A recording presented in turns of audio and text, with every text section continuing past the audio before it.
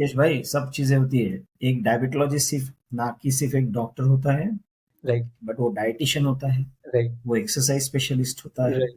वो न्यूट्रिशनिस्ट होता है, वो काउंसलर होता है, वो फिजियोथेरापिस्ट होता है, वो फूड एक्सपर्ट जिसे पोडियाट्रिस्ट कहते हैं वो होता है, वो राइट। ऑफ्थेल्मोलॉजिस्ट होता है, और वो फिजियोथेरापिस्ट होता है।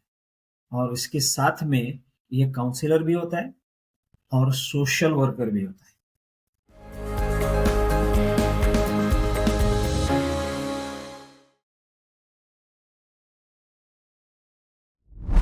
नमस्कार आप सभी को। मैं लोकेश शर्मा स्वागत करता हूं आपका। आज हमारे साथ हैं doctor Mangesh Tiwaskar sir. Sir is MD, FRCP, FICP, FACP and currently working as a physician consultant and diabetologist at Shilpa Medical Research Center. Welcome on the show, sir. My honour, my honour, thank you very much. So, sir, कैसा रहा मतलब आज का दिन अगर आप summarise कर पाए मॉर्निंग से लेके अभी तक? वाह, एज यूजुअल। वैसे तो हम डॉक्टर लोगों का दिन दिन ऐसा एक्साइटिंग ना हो ऐसा बहुत कम बार होता है। और मुझे अभी भी वही उत्साह, वही अनसर्टनिटी जो रहती है, वो सभी सब जब मैं घर से निकलता हूँ तो वो सभी सब मेरे साथ में चलती। And then slowly we settle down in the rhythm, और फिर the day goes as usual. So right. it's always fun filled, it's always testing, of course, and challenging, but it's at the end of the day most of us are extremely happy। मतलब जब हम काम खत्म करके घर पे जाते हैं या so most of the times we are satisfied। I think sir मतलब मेरे को लग रहा है मतलब आई नो योर शेड्यूल इतना मॉर्निंग से इतना बिजी शेड्यूल होने के बाद भी you have the same smile on your face. Oh, that thank you shows very much। That एक डॉक्टर के लिए एक पेशेंट केयर की कितनी अहमियत होती है, कितना वो Yes, yes, खुश रहता है। absolutely। सर, इंडिया आज डायबिटीज का हब बन रहा है। बहुत सारी फार्मा कंपनीज, बहुत सारी हेल्थ केयर स्टार्टअप्स आज ओनली डायबिटीज फोकस्ड हो चुके हैं, और उसका रीजन यही है कि वो एक पेशेंट केयर की तरफ अपना एक कदम उठाना चाहते हैं। सो सर, आपको इस फील्ड में आने के लिए किसने प्रेरित किया? ओके, सो लोकेश, जैसे आपने पूछा, फिलहाल डायबिटीज के ऊपर जो रिसर्च चल रहा है, इसकी इसकी जो प्रगति है वो काफी तेजी से हो रही है। टेक्नोलॉजी आ गई है, आर्टिफिशियल इंटेलिजेंस आ गया है, सुविधाएं काफी बढ़ गई है, और हमारे ट्रीटमेंट ऑप्शंस काफी बढ़ गए। बट अगर आप मुझसे पूछते हो कि आपको डायबिटोलॉजिस्ट बनने में किसने प्रेरित किया या आप कैसे इस लाइन में आ गए, तो ये थोड़ा सा मेरे लिए इमोशनल भी है, थोड़ा सा मेरे लिए चैलेंजिंग भी था। दो हिस्सों में। मैंने मेरे दादाजी को, मेरे नाना जी को डायबिटीज से त्रस्त देखा था, और मैं ये देखता था कि कई बार उनकी जो पसंदीदा चीजें हुआ करती थी, वो जितना चाहिए, जिस तरह से चाहिए वैसे उसका प्रयोग उनके दिनचर्या में नहीं कर सकते थे। उनका जीवन उसकी वजह से थोड़ा सा स्ट्रेसफुल हो जाता था। कई बार एक एक उदासी दिखती थी मुझे ये लोगों में। और दूसरा, फिर जैसे ही मैंने मेडिसिन में एंटर किया, मेरी एमबीबीएस के रिजल्ट्स आ गए एग्जामिनेशन की, और फिर मैंने जैसे एमडी के लिए रजिस्टर किया, तो मुझे याद है एक मैं तब रजिस्ट्रार था मेडिसिन में, मतलब सेकंड ईयर एमडी स्टूडेंट था मैं, and I was in charge of the unit. तो एक 9 साल की बच्ची मेरे पास की गांव से लेके आए, उसकी माँ लेके आई उसे, और उसे टाइप 1 डायबिटीज, और उसे मैंने ही डायग्नोस किया था। और हमने उसे सक्सेसफुली मैनेज किया, हमने उसे अच्छी तरह से ट्रीट किया। बट तभी से मेरा डायबिटीज के तरफ का लगाव थोड़ा सा बढ़ गया। बट सबसे बड़ी वजह ये हुई कि जब मैंने एमडी पास करके मैंने जब प्रैक्टिस शुरू की, तो शुरुआत के दिनों में मेरी ऐसी इच्छा थी कि मैं कार्डियोलॉजिस्ट बनूं, और उसकी तैयारी भी मेरी पूरी हो चुकी थी। तो एक वाकया ऐसा हुआ, एक घटना, एक संयोग ऐसा हुआ कि अ, एक पेशेंट हमारे हॉस्पिटल में एडमिट हुआ, और वो न्यूरोलॉजिस्ट उसे देख रहे थे, और न्यूरोलॉजिस्ट ने डायबिटीज उसका ट्रीट करने के लिए मेरे सहयोग की अपेक्षा की और मुझे बताया कि आप भी इसे देखें। तो मैंने देखा और कुछ दवाइयाँ, कुछ मेडिसिन्स चालू कर दिए थे। उस समय में मैं डायबिटोलॉजिस्ट बोल के या मैं प्रैक्टिस नहीं कर रहा था। मैं सिर्फ फिजिशियन एंड पॉसिबली कार्डियोलॉजिस्ट ऐसा प्रैक्टिस कर रहा था। सो अब मेरे सहयोगी फिजिशियन थे, उन्होंने वो देखा और उन्होंने सीधा न्यूरोलॉजिस्ट को फ़ोन किया, और उस समय मैं बहुत काफ़ी जूनियर डॉक्टर था। तो उन्होंने उनको फ़ोन किया और बताया कि इसने जो दवाइयाँ चालू की है, ये मेरे हिसाब से सब गलत है। ऐसे नहीं ट्रीट किया जाता है डायबिटीज़ को। तो जो सीनियर न्यूरोलॉजिस्ट थे उनका मुझे फ़ोन आया कि क्या बात ये सच है? मैंने कहा सर नहीं, अभी की जो नई, और उस समय ये मैं आज से 33 साल पुरानी बात कर रहा हूँ, 33 इयर्स एगो। सो मैंने सर कहा कि नहीं, ये जो हमने दवाइयाँ शुरुआत की है ये अभी की सोच है, शायद आपको अम, गलतफ़हमी हुई है या कुछ मिस इन्फॉर्मेशन है। सो इंसिडेंटली उन्होंने मुझे ये बताया कि ऐसे-ऐसे मुझे बोला है तुम्हारे सहयोगी ने। तो फिर मैंने सोचा कि क्यों ना इसे एक चैलेंज की तरह मैं लूँ, और उसके बाद में मेरी डायबिटीज़ की जर्नी शुरू हो गई। और फिर मेरे दोस्त, मेरे सहयोगी, मेरे सबॉर्डिनेट्स, मेरा स्टाफ सब उसमें जुड़ता गया। धीरे-धीरे मैंने एक अम, एसोसिएशन ऑफ दहीसर डायबिटिक्स करके एक क्लब चालू किया है, जिसमें पेशेंट एजुकेशन प्रोग्राम शुरुआत किए। एंड और फिर वो जो माहौल हुआ करता था, वो बेचारों के सवाल, छोटे-छोटे सवाल, यानी हमें पता नहीं चलता है, लोगों की बहुत छोटी उम्मीदें होती है हमसे। हम बड़ी-बड़ी चीज़ें सोचते हैं, बट लोगों की अपेक्षाएँ बहुत छोटी होती हैं। सो इस तरह से एक-एक, एक-एक चीज़ जुड़ती गई, रास्ता मिलता गया, चलता गया।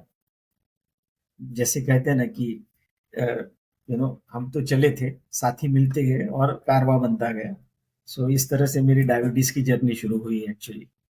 बट ये मैं बात आपसे बिल्कुल दिल से कहता हूँ कि जब से मैंने मेडिकल स्कूल में प्रवेश किया, आई वॉज ऑलवेज इंट्रिग्ड। मुझे ये मानवीय शरीरता की जटिलताओं में बहुत ज़्यादा इंटरेस्ट था, और जब मैं डायबिटीज़ के बारे में ज़्यादा पढ़ने लगा तो मुझे ये पता चला कि ये सिर्फ एक बीमारी नहीं, ये एक थोड़ी सी जटिल प्रणाली है जो शरीर के कई अंगों को प्रभावित कर सकती है। और मैंने मरीजों को देखा है तकलीफ में, और मेरा ऐसा मानना है कि अगर हम सही तरह से ये मरीजों का इलाज कर सकें और उन्हें अपना सहयोगी बनाएं, तो ये जो जटिलताएं या कॉम्प्लिकेशंस जो ये मरीजों में है, उसे हम कई हद तक कम या कभी-कभी पूरी तरह से टाल भी सकते हैं। So I think this is one disease which will give an opportunity to actually prevent the complications। ऐसी बहुत कम बीमारियां हैं कि जो आपको ये अ, अवसर आपको मिलता है, मगर डायबिटीज ये ऐसी बीमारी है जहां अगर आपने सही चीजें अगर करी, और बहुत ज्यादा कुछ अधिक करने की जरूरत नहीं है, थोड़ी थोड़ी चीजों में थोड़ा थोड़ा बदलाव लाए, तो मुझे ऐसा लगता है कि हमारे पेशेंट्स काफी संतुष्ट होंगे, और उनका एक स्माइल, उनकी एक मुस्कान, उनका प्रोग्रेस आपका दिन पक्का कृतज्ञतापूर्ण 100% बनाएगा। ये मेरी मेरी ये गारंटी है, और शायद मुझे इसी का जुनून है, ये मैं कह सकता हूँ। बिल्कुल, बिल्कुल, बिल्कुल सहमत हूँ सर मैं आपके साथ में और वो जो खुशी थी, वो जो हर एक मेरे को लग रहा है कि आप वो उन पुराने दिनों में चले गए थे कि जहाँ पे आपने वो एमडी किया, वो हाँ, पूरी हाँ। घटना घटी और फिर मतलब वो एक स्माइल थी और वो एक इंस्पिरेशनल काइंड ऑफ आपका गेस्चर आ गया था कि this is something that I wanted हालाँकि टू डू। हालाँकि मेरी वो जो मरीज़ जो 9 साल की बच्ची मेरे पास लेके आई थी, उसकी भी बड़ी एक ब्यूटीफुल स्टोरी है। शायद जी। हम हमारे अगले डिस्कशन में उसके बारे में बात करेंगे। जी, बिल्कुल सर। तो सर जब जब हम डायबिटीज़ की बात करते हैं right? The most important thing जो आती है वो होती है डायबिटीज़ मैनेजमेंट राइट? तो ये एक ऐसी डिज़ीज़ भी है जो आपके बिल्कुल लाइफ़स्टाइल से मतलब बहुत ज़्यादा कनेक्टेड है compare to your other diseases, right? और एक एक और बात है कि कहीं ना कहीं जो मुझे लगता है, I think I should be wrong, but एक कहीं ना कहीं एक जो डायबिटोलॉजिस्ट होता है वो एक तरह से साइकेट्रिस्ट, डाइटिशियन, एक मिक्सचर होते हैं वो। यश भाई, सब चीजें होती है। एक डायबिटोलॉजिस्ट सिर्फ ना कि सिर्फ एक डॉक्टर होता है, राइट, बट वो डाइटिशियन होता है, राइट, वो एक्सरसाइज स्पेशलिस्ट होता है, राइट, वो न्यूट्रिशनिस्ट होता है, वो काउंसलर होता है, वो फिजियोथेरापिस्ट होता है, वो फूड एक्सपर्ट जिसे पोडियाट्रिस्ट कहते हैं वो होता है, वो राइट। ऑफ्थेल्मोलॉजिस्ट होता है, और वो फिजियोथेरापिस्ट होता है। और इसके साथ में ये काउंसलर भी होता है और सोशल वर्कर भी होता है। सर मैं मेरे पास 3-4 थे, आपने पूरा मतलब एक पूरा क्या कहते हैं सारा 360। बोल दिया मैंने। हाँ जी, हाँ जी, 360 डिग्री बता दिया आपने। सो सही में सर, मतलब डायबिटीज़ मैनेजमेंट में बहुत सारी चीज़ें इन्वॉल्व होती हैं। सो आपको क्या करेक्ट। लगता है कि आज की तारीख में कैसे डायबिटीज़ मैनेजमेंट इवॉल्व हुआ है? और कैसे जो यंग डॉक्टर्स हैं, जो अपकमिंग डॉक्टर्स हैं इन द डायबिटीज़ फील्ड, वो वो अपने आप को इस चलते मतलब एक इवॉल्विंग मैनेजमेंट के साथ चल सकते हैं, राइट? वो एक कदम से कदम मिला के इस डायबिटीज़ मैनेजमेंट की तरफ चल सकते हैं। सो लोकेश, मुझे याद है मैंने जब मेरा करियर शुरुआत किया था तब डायबिटीज का प्रबंधन जो है ना वो बहुत बुनियादी हुआ करता था, एकदम प्रिमिटिव प्राइमरी स्टेज। हमारे पास एक इंसुलिन हुआ करता था जो जानवरों से बना हुआ इंसुलिन हुआ करता था, जिसे हम कहते हैं कि पोर्क इंसुलिन, और जिसे हम कहते हैं बीफ इंसुलिन, या ये प्राणी मात्राओं से ये इंसुलिन तैयार होता था। और 2 या 3 दवाइयाँ थी हमारे पास। अभी के दिनों में अगर देखें तो आप पाओगे कि एटलीस्ट हमारे पास 10 या 11 अलग अलग ग्रुप्स की दवाइयाँ, अलग अलग तरीके के वंडरफुल, जिसे हम कहते हैं ना कि tailor made, made for you. जैसे यू नो मतलब जैसे मैंने आपके लिए डिजाइनर इंसुलिन जिसे कहते हैं, जैसे हम डिजाइनर कपड़े पहनते हैं ना, वैसे डिजाइनर इंसुलिन, सो वो मैं इंसुलिन पेशेंट्स के लिए, पर्सनलाइज़ वाला। पर्सनलाइज्ड केयर के लिए वो मैं इंसुलिन या दवाइयाँ दे सकता हूँ। जी, इसके बाद में जिसे हम कंटिन्यूअस ग्लूकोज मॉनिटरिंग या निरंतर ग्लूकोज मॉनिटरिंग सिस्टम अभी अवेलेबल है। ग्लूकोमीटर्स बेहद सटीक हो गए हैं, इंसुलिन पंप्स आ गए हैं, स्मार्ट तरीके आ गए हैं मरीजों को मॉनिटर करने के लिए। रोगियों को, मैं रोगी तो नहीं कहना चाहता हूँ, मगर जो डायबिटीज से ग्रस्त लोग हैं उनकी, आई वुड से उनकी स्वतंत्रता और उनका नियंत्रण काफी बेहतर हो गया है।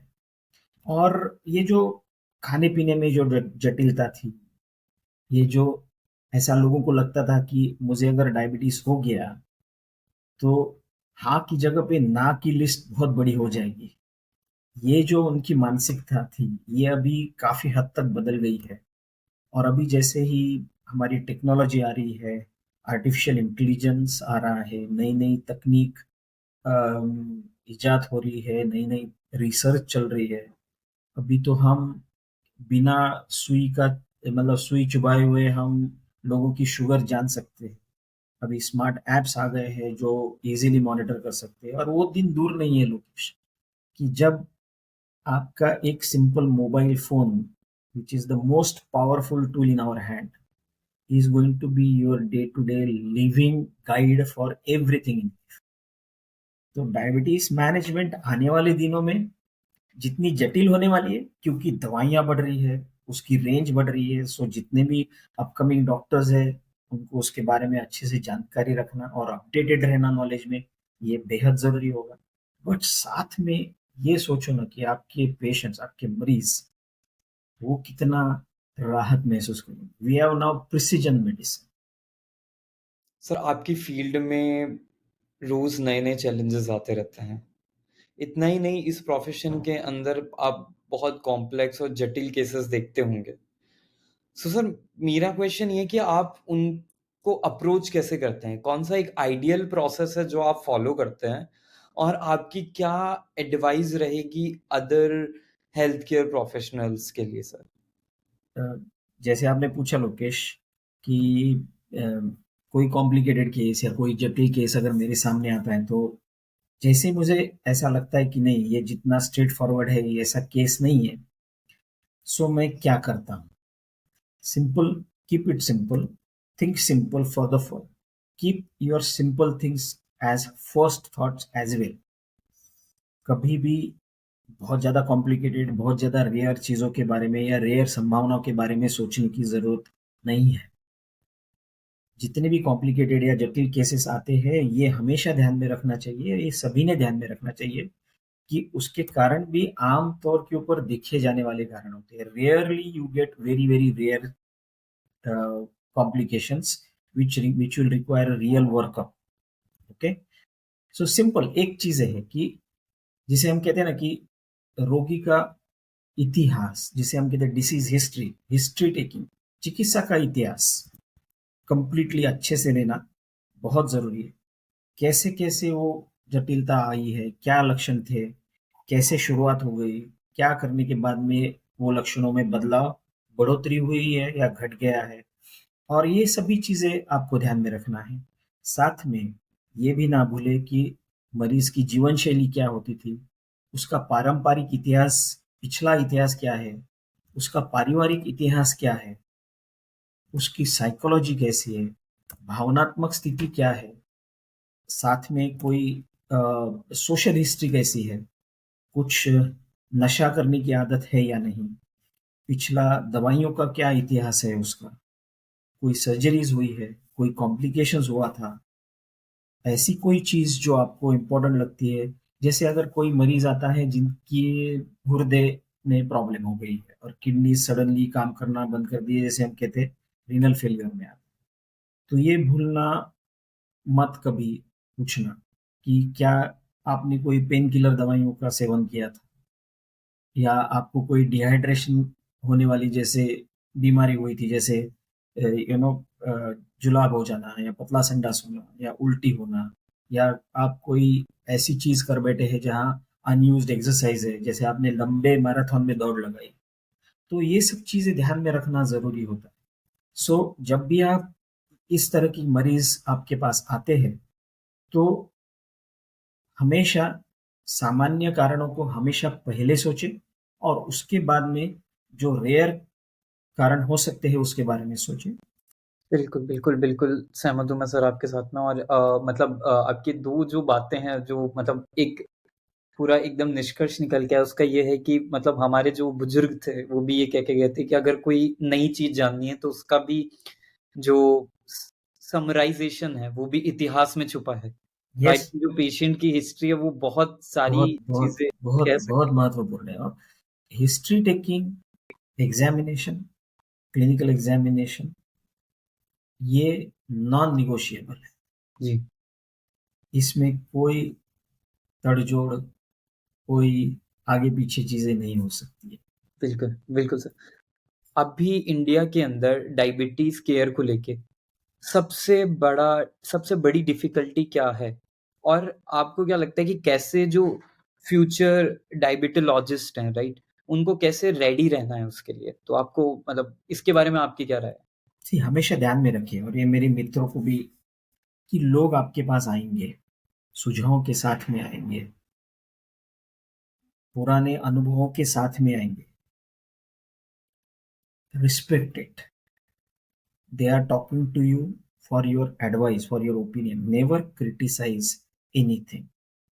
दूसरी बात, जैसे एलोपैथी हम प्रैक्टिस करते हैं, वैसे साथ में आयुर्वेदिक मेडिकेशन है, होम्योपैथी है, यूनानी है, नेचुरोपैथी है, सभी अपनी अपनी तरह से प्रयास करते हैं।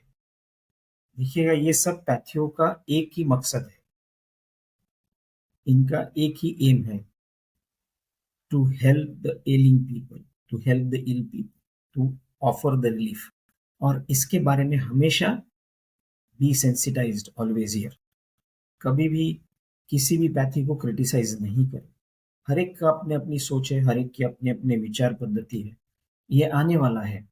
बट हमेशा ध्यान में रखें कि मेडिकल स्कूल में जब आपको सिखाते हैं कि ये चीज़ें आपको ये सिचुएशन में करनी है, तो आपको अपने ज्ञान पे और अपने अनुभव पे पूरा भरोसा रखना चाहिए। और हो जाता है, कई बार गलतियां होती है, हम इंसान हैं, भगवान नहीं है, राइट? सो गलतियां होना ये इंसानियत का लक्ष्य, इंसान होने का सबसे बड़ा लक्षण है गलतियाँ होना। गलती उसी इंसान से नहीं होगी जो कुछ नहीं करता, बट अगर प्रयास करने वाले हर इंसान से कहीं न कहीं गलती होती है। सो गलतियाँ होगी, बट उससे डरना नहीं है, उससे सीखना है। It should be your, I would say, a learning time than getting scared about the situations. तो सर डॉक्टर्स ऑफ़न मतलब ऐसे केसेस को एनकाउंटर करते हैं जो कि आई थिंक उनकी जो प्रीवियस स्टडीज़ है, जो प्रीवियस एक्सपीरियंसेस हैं, उसको आई थिंक कहीं न कहीं चैलेंज करता है। तो आप कुछ ऐसी एक केस स्टडी शेयर करना चाहेंगे जहाँ पे आपको लगा हो कि हाँ, जहाँ पे या तो ट्रीटमेंट एक रिमार्क हो या फिर जहाँ पे डायग्नोसिस में कुछ अलग हो सर, ऐसा कुछ भी केस स्टडी है प्लीज़ हमारे साथ में शेयर कीजिए। राइट। पता नहीं क्यों आज मुझे याद है वो केस, मगर शायद आपके साथ में साझा करूँगा मैं। बिल्कुल, बिल्कुल। वो 9 साल की बच्ची, 8 बिल्कुल। साल की rather I would say, second standard में पढ़ने वाली बच्ची सडनली स्कूल में बेहोश हो गई, और मैं एमडी के सेकंड ईयर में रजिस्ट्रार इन मेडिसिन था, और उसको लाया गया। बेचारी उल्टियाँ कर रही थी, पेट में दर्द हो रहा था और सेमी कॉन्शियस थी। ज़ोर-ज़ोर से साँस चल रही थी, एकदम से डिहाइड्रेटेड लग रही थी। And for the first time, और हमारे मेडिकल कॉलेज में जहाँ मैं पढ़ा हूँ, तो वहाँ बहुत अधिक सुविधाएँ नहीं थी ये सब हाई-टेक इन्वेस्टिगेशंस की। और ये मैं बात कर रहा हूँ 1987 की, 88, 89 की, 89 की। तो उस समय में बहुत बेसिक ब्लड साइड टेस्ट्स होते थे। फिर भी हमने उसको डायग्नोज़ किया, और उसे टाइप 1 डायबिटीज़ की बीमारी हमने डायग्नोज़ की थी। और ये पेशेंट उस समय में दिन में 4 या 5 बार इंसुलिन के इंजेक्शंस लेती थी, और एकदम गरीब घर की बेटी, माँ लोगों के घर में काम करके बच्चों को पढ़ाती थी। उसके पिताजी नहीं थे, गुज़र गए थे पिताजी। तो माँ ही बच्चों का ख़्याल देखभाल करती थी हमेशा। तो ये बच्ची को हमने ट्रीट किया। अभी आगे की बात, मेरा एजुकेशन पूरा हुआ, ये सब चीज़ें हुई, और मैं मुंबई आ गया। और मुंबई में मैंने नायर हॉस्पिटल जॉइन किया as a lecturer in medicine. उसके बाद में फिर मैं प्राइवेट प्रैक्टिस में आ गया, और एक दिन ये लड़की बड़ी हो गई थी, और उसकी शादी होने वाली थी, और उसकी मम्मी उसको मेरे पास लेके आई, मुझे ढूँढते-ढूँढते, कि इसकी अभी शादी होने वाली है सर, तो अभी मुझे क्या करना चाहिए? तो और उस समय लोकेश, मैं बताता हूँ कि टाइप 1 डायबिटीज़ की लड़कियों की विशेष करके शादी होना नामुमकिन हुआ करता, क्योंकि वो उस समय की ये धारणा मैं आपको बताता हूँ, और वो कई बार ये सच भी था उस समय में, कि लोग कहते थे कि अगर आपको टाइप 1 डायबिटीज़ है तो प्रेगनेंसी नामुमकिन है, आप कभी माँ नहीं बन पाओगे। तो अ, उसकी मम्मी बड़ी स्केर्ड थी, तो मैंने उसको बोला कि नहीं, बिल्कुल हो जाने दो शादी, और मैं इसकी रिस्पॉन्सिबिलिटी लेता हूँ। वो रह रही है वहाँ, एक छोटी-सी जगह है बीड डिस्ट्रिक्ट, वहाँ एक छोटा-सा केज बोल के छोटा-सा गाँव है, वहाँ रह रही है। बिलीव मी, उसकी शादी हो गई। उसके जो पति है वो रेलवेज़ में काम करते हैं, अभी भी आती है मेरे पास। उसने अपने पति को रेलवेज़ के नौकरी में वहाँ से बम्बई में ट्रांसफ़र लेने के लिए लगाया, और वो इस सेक्टर में जहाँ मैं प्रैक्टिस करता हूँ, उनकी शादी हो गई, पहली प्रेग्नेंसी में मेरे पास आई। हमने प्रेग्नेंसी सक्सेसफुली उसकी मैनेज की, उसको बेटा हुआ। उसके बाद में सेकंड प्रेग्नेंसी हमने मैनेज की, उसको बेटी हुई। और आप सोच सकते हो कि आज वो लड़की जो 9 साल की थी, अभी तकरीबन 40 साल की हो चुकी है। 2 बच्चों की माँ है, खुशहाल है, अभी भी इंसुलिन के इंजेक्शंस लगवाती है, बट उसका शुगर बढ़िया से कंट्रोल में। तो उसके टाइप 1 डायबिटीज़ का कारण था कि उसे एक बड़ी दुर्लभ ऑटोइम्यून बीमारी है, जो अ, आम तौर के ऊपर पैंक्रियाज़ को इफ़ेक्ट करती है। तो जब पहली बार वो आई मेरे पास, तो उसने मेरे को वो जो चीज़ कही कि डॉक्टर साहब, आपने सिर्फ़ मेरी जान ही नहीं बचाई, तो आपने मेरी ज़िंदगी बना दी। I think that has touched me significantly. इतना मुझे अच्छा लगा, इतना।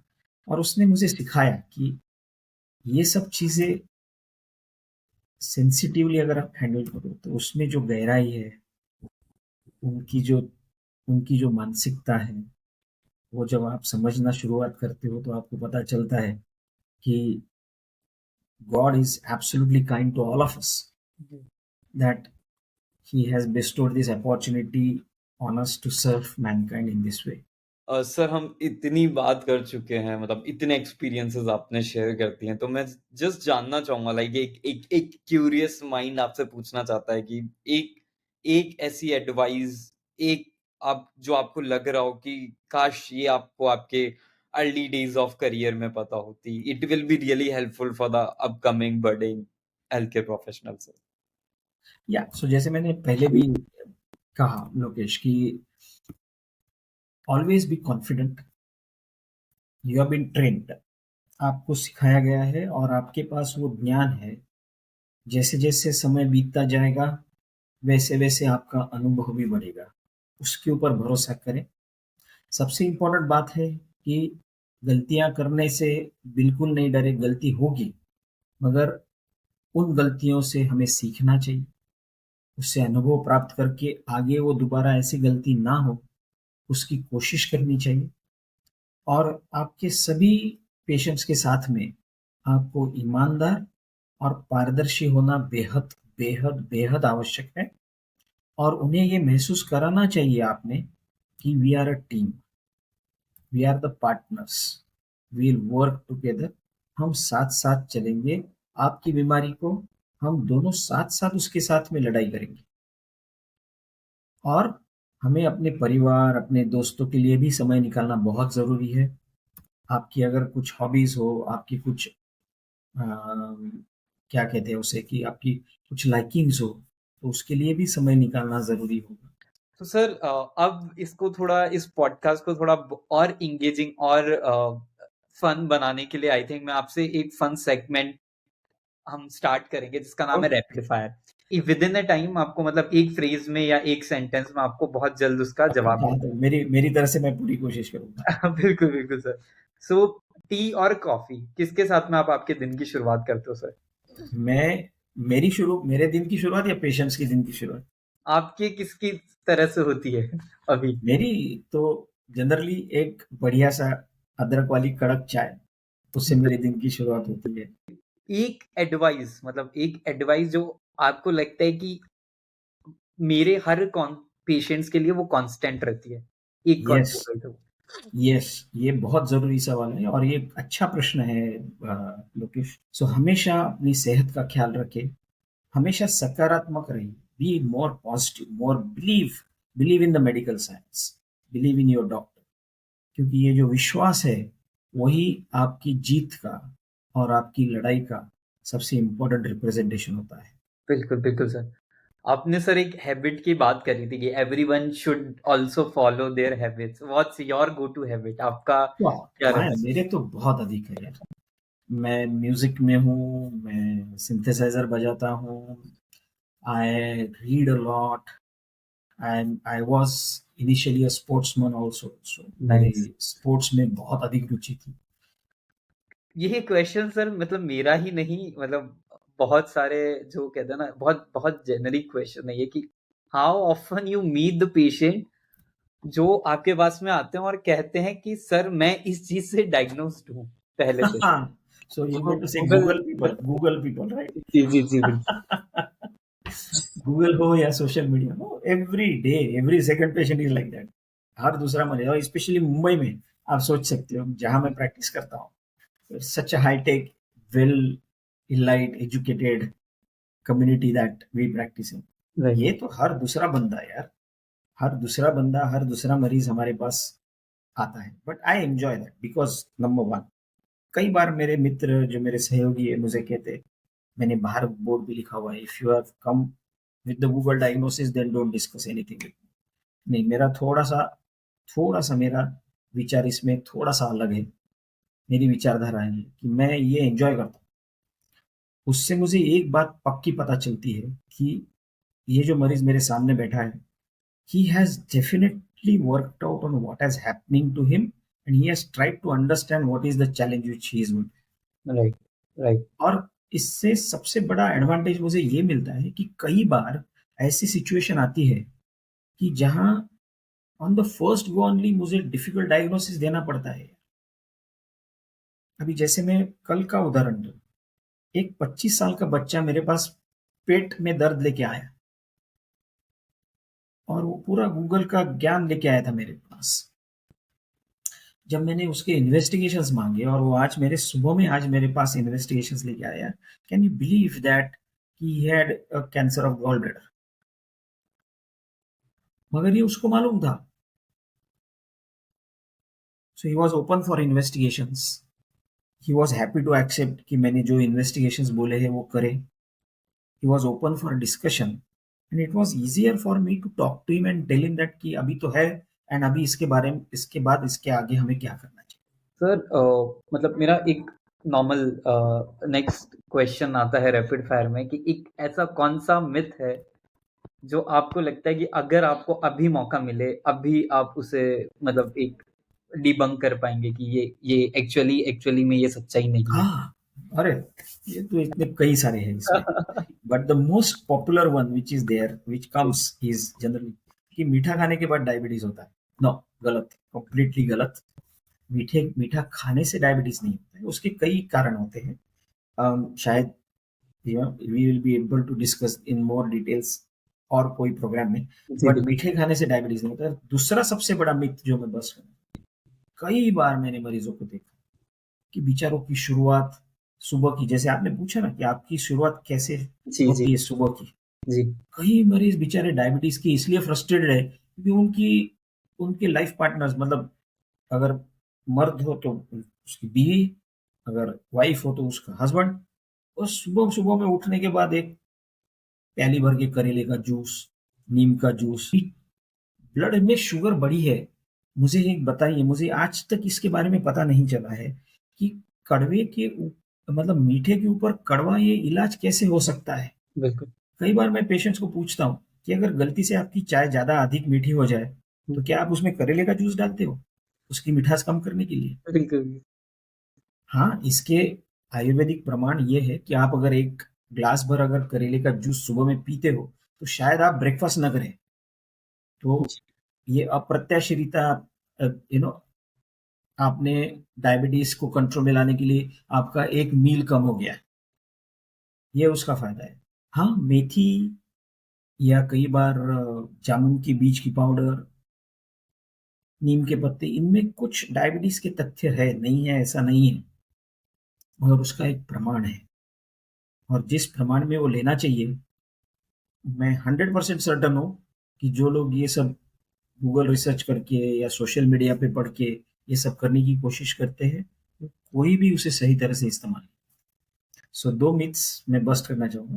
मीठे अरे! खाने से डायबिटीज़ नहीं होता है और कड़वा खाना ज़रूरी नहीं है। बिल्कुल, बिल्कुल सहमत हूँ सर आपको और आई थिंक इस पॉडकास्ट के एंड में मैं आपको like I am very thankful कि you become the part of this हाँ, पॉडकास्ट इनिशिएटिव काफ़ी बातें कर ली हमने। जी एंड आई थिंक एक एक जो कनेक्शन था वो लगा ही नहीं सर कि एक दूसरी जगह और same I goes with the audience also कि कभी भी जो ये पॉडकास्ट देख रहे होंगे उन्हें लग ही नहीं रहा होगा कि हम एक कहीं पे किसी सिटी टाउन में बैठ के हम ये पॉडकास्ट देख रहे हैं। ऐसे लग रहा होगा आप सामने बिल्कुल एकदम बता रहे हैं एज़ ए फ्रेंड और as a mentor sir. So thank you so much for your information sir. It thank you. really means a lot for us. It really means a lot for the doctors who are practicing in the other areas of India जहाँ पे वो I think शायद information accessibility भी issue हो। आई think इस तरह की information को वहां तक पहुंचाना ही हमारा लक्ष्य है। So sir thank you. Really really thankful from और sir. Thank you, Lokesh, and in fact, thank you, Collect Care entire team, Siddharth, and everybody. Thank you for this wonderful opportunity, and of course, thank you, friends, for yes giving us an opportunity to talk to you and right express our views. So बिल्कुल have a great day, great time. Stay happy, stay safe, and keep smiling. Distress yourself.